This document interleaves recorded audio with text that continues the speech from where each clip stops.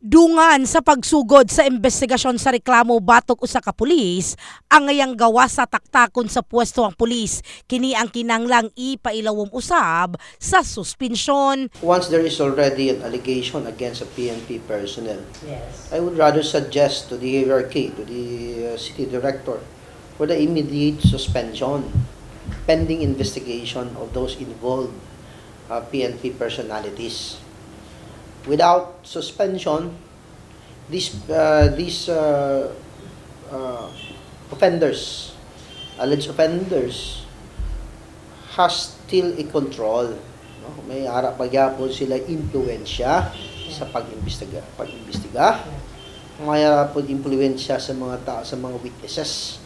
That will not have a good result sa investigation.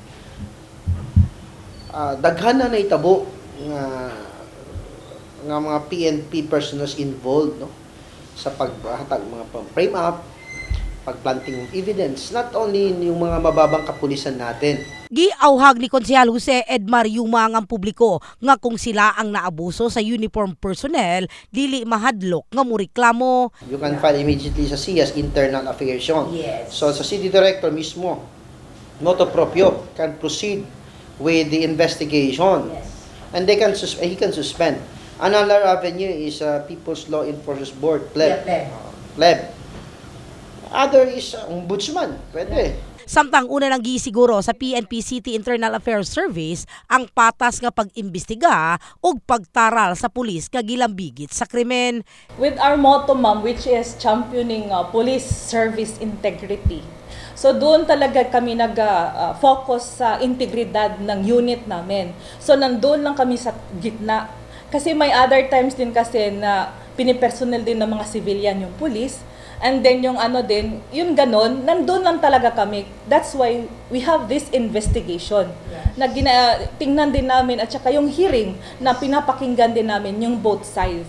Dapat nandun lang talaga kami. And yung focus talaga namin is to discipline our police personnel if ever na naggawa sila ng wrongdoing. Kahibaluan nga sa Jensan, usa ka pulis korporal ang nalambigit sa pagpatay sa 19 anyos nga mananagat, samtang tulo ka pulis usab ang gireklamo sa pagpatay sa usa ka dinakpan. Samtang una nang gipasalig ni Police Colonel Nicomedes Ulaybar Jr. ang labaw sa General Santos City Police Office ang transparency sa paggunit sa kaso batok sa gireklamong pulis. In the heart of changing lives. Kini sa Brigada Richal Gubalani sa Brigada News Jensen.